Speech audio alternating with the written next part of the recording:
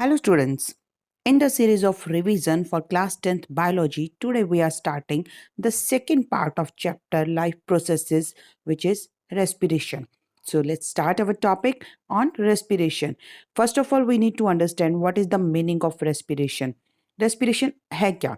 Respiration is the metabolic process in which we can say that breakdown of the food is done to release energy. This process is known as respiration. तो यहाँ पे आपको definition मिल गई है respiration की।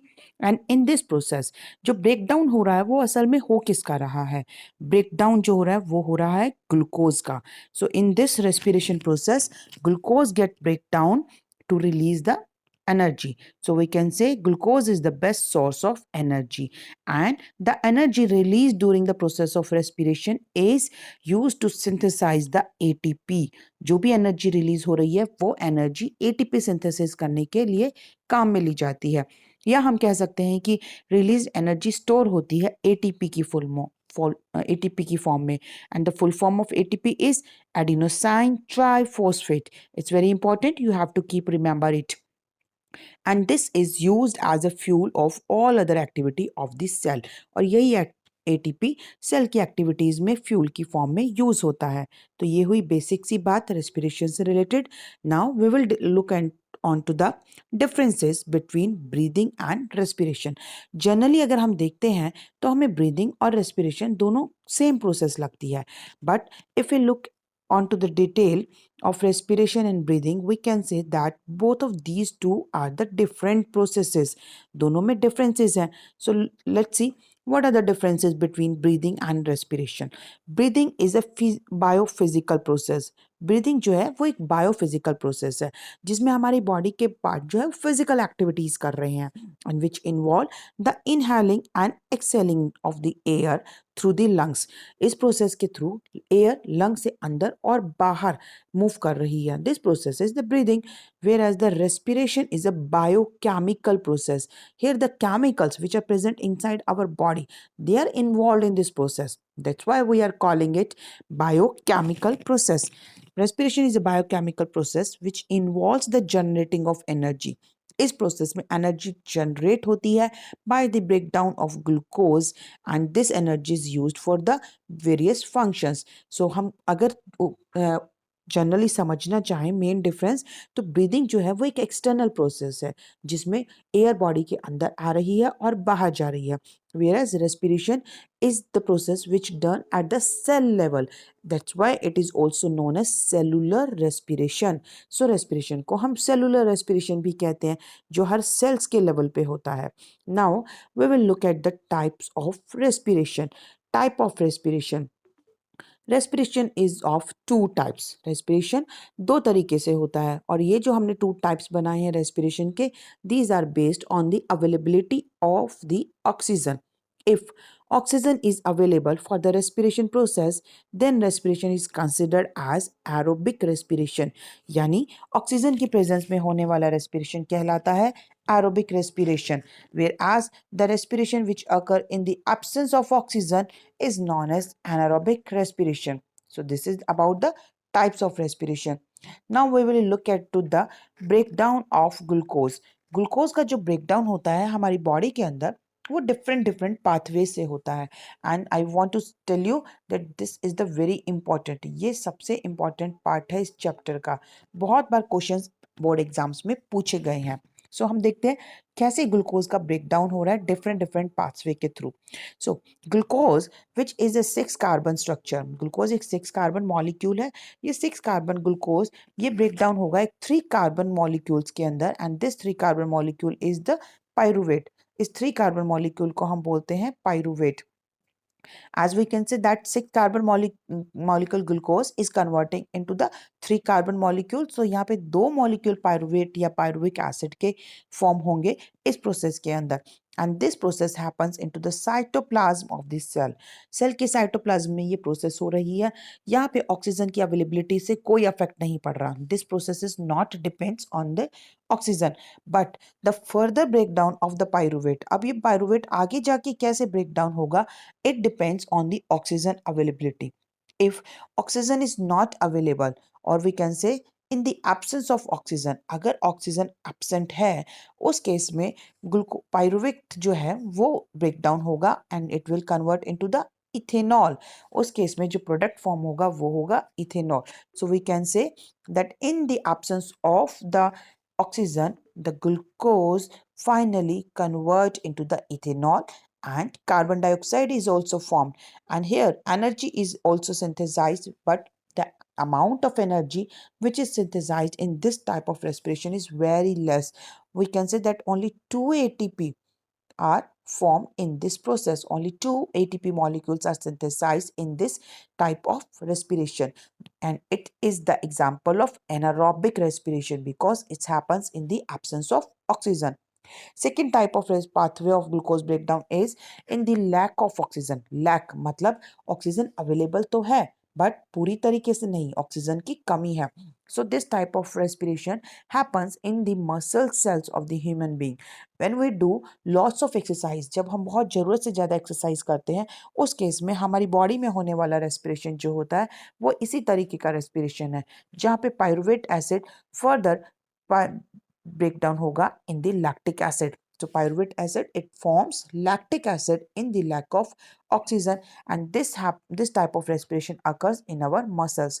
So in this type of respiration energy is also synthesized, and similarly the oxygen energy synthesized is only 2 ATPs. यहाँ पे भी 2 ATP energy के synthesize होंगे.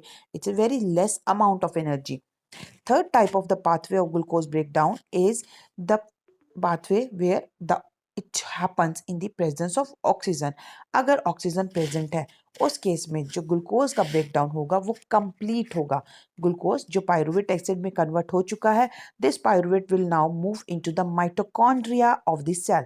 ये सेल के माइटोकॉन्ड्रिया में मूव करते हैं and in the mitochondria it is completely broken down into the carbon dioxide, water and energy.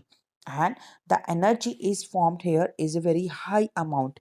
यहाँ पे बहुत हाई अमाउंट में almost 38 ATPs molecules ATP molecules synthesize हो रहे हैं इस तरीके के respiration के अंदर.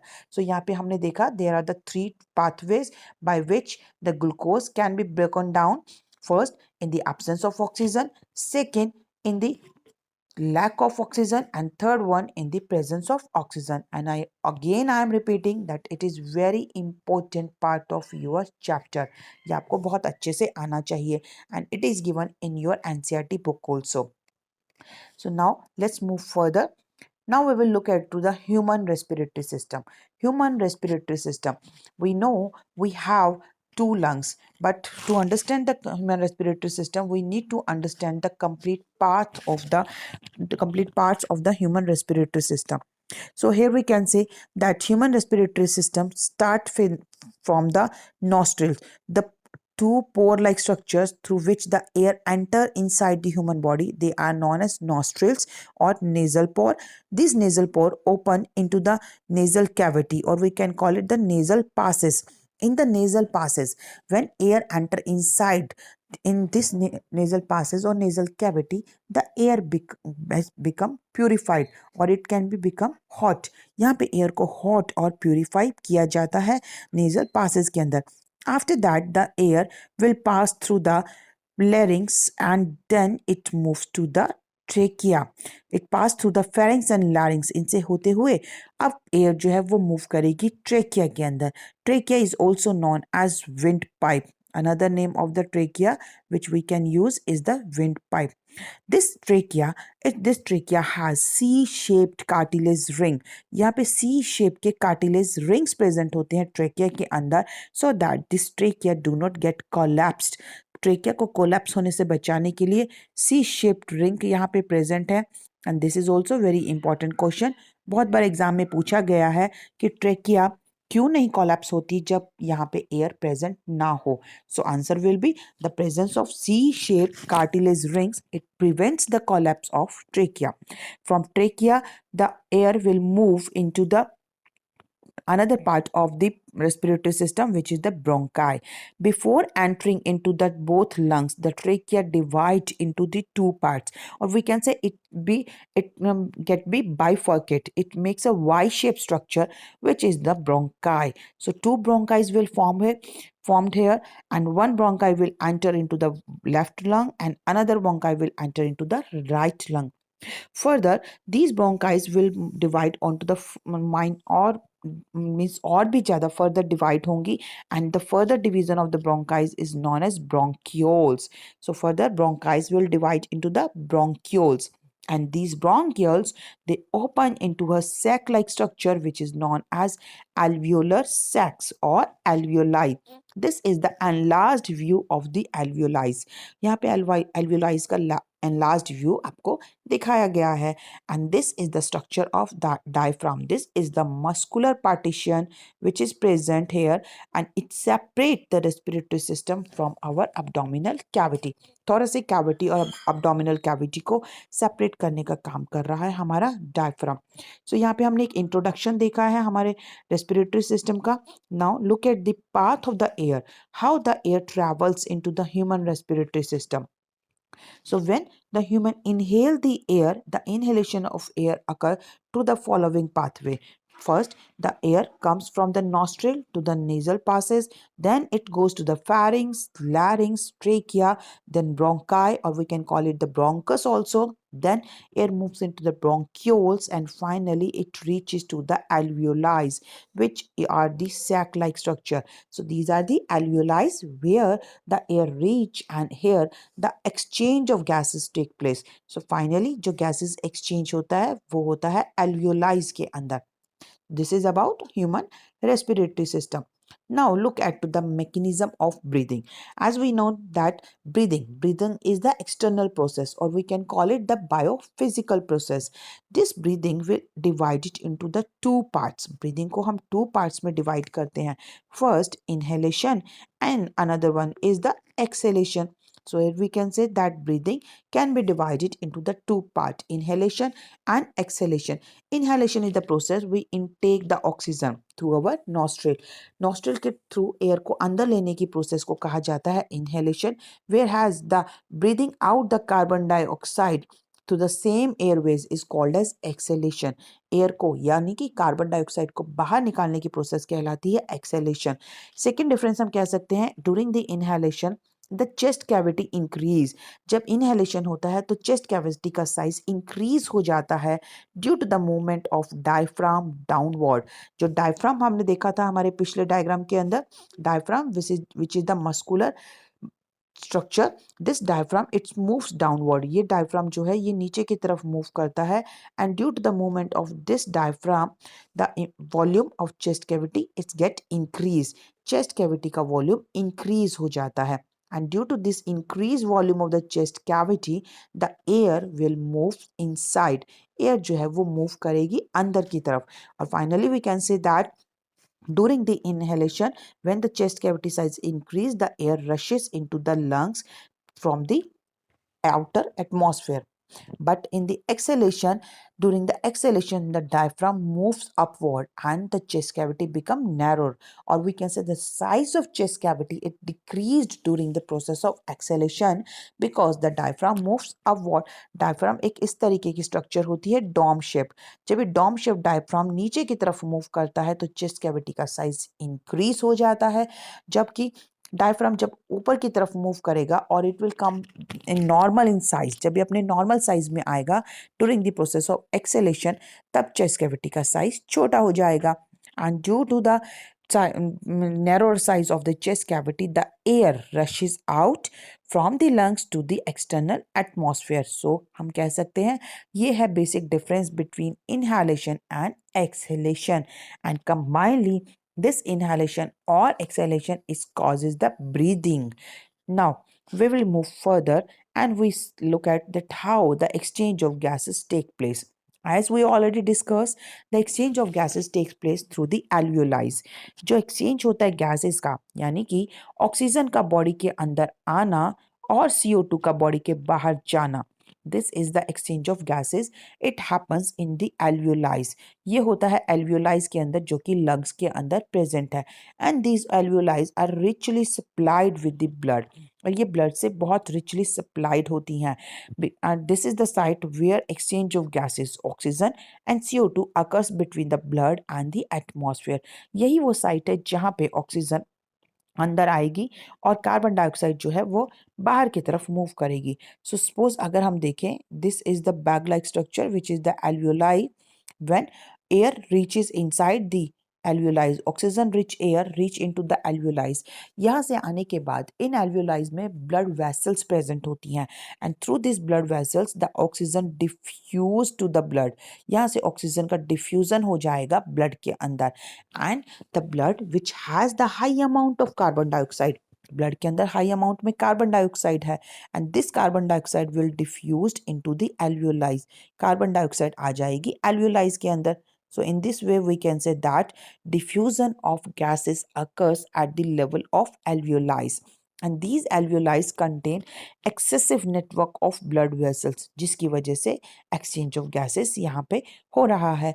And the important thing which you need to understand कि जब alveoli से ऑक्सीजन बाहर ब्लड में जा रही है, हमारी बॉडी के ब्लड में जा रही है, वहाँ पे एक पिगमेंट प्रेजेंट है, and this pigment is known as hemoglobin. Hemoglobin is the pigment which is present in our blood, and this hemoglobin is take the oxygen. ये hemoglobin ऑक्सीजन को टेक करता है, ऑक्सीजन को रिसीव करता है। So when oxygen it goes into our blood, it gets bind with the hemoglobin. ये hemoglobin के साथ bind हो जाती है, and the hemoglobin carries the oxygen from lungs to the different parts of the body.